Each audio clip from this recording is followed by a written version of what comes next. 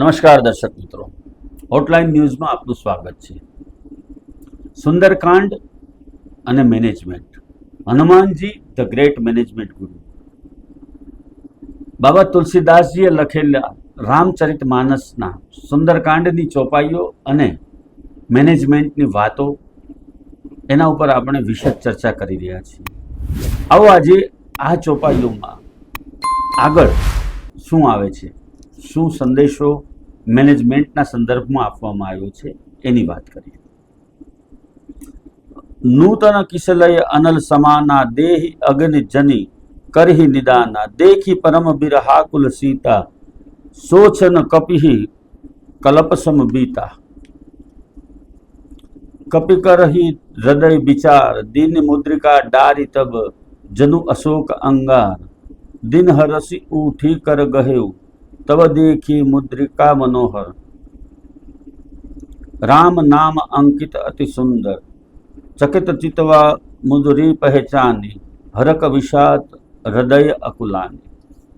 એટલે કે સીતા માતાને વ્યથિત જોયા પછી હનુમાનજીને જે અશોક વનની અંદર વૃક્ષની ઘટાટોપ ડાળીઓની વચ્ચે બેઠા બેઠા એક એક ક્ષણ એક એક યુગ સમાન જતી હોય એવું લાગ્યું.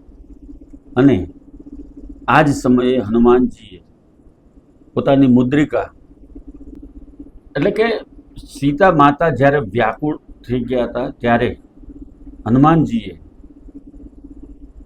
એ જે અશોક વનના ઘટાટોપ વૃક્ષની અંદર છુપાઈને બેઠા હતા ત્યાંથી રામજીએ એમને જે મુદ્રિકા આપી હતી, રામ નામ લખેલી, એ મુદ્રિકા સીતા માતાના ખોળામાં ફેંકી.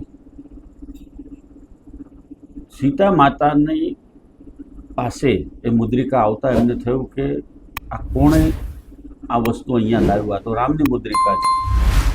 રામની મુદ્રિકા અહીંયા સુધી કઈ રીતે આવી? ફરી વખત અહીંયા મેનેજમેન્ટની વાત આવે છે. રામની મુદ્રિકાનો હનુમાનજી મહારાજ કેટલા લાંબા સમય પછી ઉપયોગ કરે છે. એટલે કે એવી વાત જે તમારે કોઈને કન્વિન્સ કરવા માટે કરવાની છે, એ વાતને પહેલાં પોતાના મનમાં દબાવીને રાખો. એકદમ જ પોતાની કન્વિન્સિંગ પાવર જે છે, તમારો જે કન્વિન્સિંગ પાવર છે, એને એકદમ જ પ્રગટ નથી કરવાનો. એના માટેનો યોગ્ય સમયની રાહ જોવાની છે. હનુમાનજી અશોકવનમાં આવે છે. અશોકવનમાં આવ્યા પછી સીતાજીને જુએ છે. સીધા જ એમની સામે પ્રગટ નથી થતા. સીધા એ ઝાડની ડાળમાં પાનની વચ્ચે છુપાઈને બેસે છે. રાવણને આવતો જુએ છે. રાવણ સીતાજીને ધાક ધમકી આપે, સમજાવે અને જાય છે. રાક્ષસીઓ સીતા માતાને ત્રાસ આપે છે. આ બધું જુએ છે. છતાં વિચલિત થયા વગર તેઓ પોતાની પાસેની જે મુદ્રિકા છે, રામની જે વીંટી છે, એ પોતાની પાસે રાખે છે. યોગ્ય સમય આવ્યો કે માતા સીતા હવે નિરાશ, હતાશ થઈ ગયા છે. એવા સમયે એ મુદ્રિકા સીતા માતાને એ આપે છે. એટલે કે તમને એવું લાગે કે હવે ડીલ કોઈ પણ સંજોગોમાં આગળ વધી શકે એમ નથી, હવે બધું જ ફેલ થઈ જાય એમ છે. ત્યારે તમારે જે વાત તમે અત્યાર સુધી સામેની કંપનીની અથવા તો કન્વિન્સ કરવા માટેની જે મહત્વની વાત હતી, જે મુદ્દાની વાત હતી, મુદ્દાસર કહેવાની વાત હતી, એ વાતને ત્યારે કહેવાની છે. અહીંયા પણ હનુમાનજી મહારાજ આ જ મંત્રનો ઉપયોગ કરે છે. ઘણો સમય રાહ જુએ છે. યોગ્ય સમય આવ્યો ત્યારે પોતાનું અસ્તિત્વ પ્રગટ કરવા માટેની તૈયારી કરે છે. અને સીધું જ પોતાનું અસ્તિત્વ પ્રગટ કરવાને બદલે પોતાની પાસેનો જે પુરાવો છે, પોતાની પાસેનો જે મુદ્રા લેખ છે, જે મુદ્રિકા છે, એ સીતા માતાને આપે છે. વાત જ્યારે વણસી જાય એમ લાગે, વાત જ્યારે પૂરી થઈ જશે એવું લાગે, આ ડીલ હવે કોઈ પણ સંજોગોમાં આગળ નહીં વધે એવું લાગે, સામેની કંપનીના કર્મચારીઓના પ્રયત્નો પણ નિષ્ફળ જઈ રહ્યા હોય એવું લાગે, ત્યારે તમારે મુદ્દાની કે મહત્વની વાત પ્રગટ કરવાની છે અને વિવેકપૂર્વક એ વાત એમના સુધી પહોંચતી થાય એવું કરવાનું છે. આખી વાતની અંદર ફરી ફરીને એક જ વાત આવે છે અને એ છે કે યોગ્ય સમયે યોગ્ય શબ્દોનો ઉપયોગ કરવો, યોગ્ય સમયે યોગ્ય વાત કહેવી અને યોગ્ય સમયે તમારું અસ્તિત્વ પ્રગટ કરવા માટેની તૈયારી કરવી. આખી જ વાતની અંદર હનુમાનજી મહારાજ કશે પણ ઉતાવળ નથી કરતા.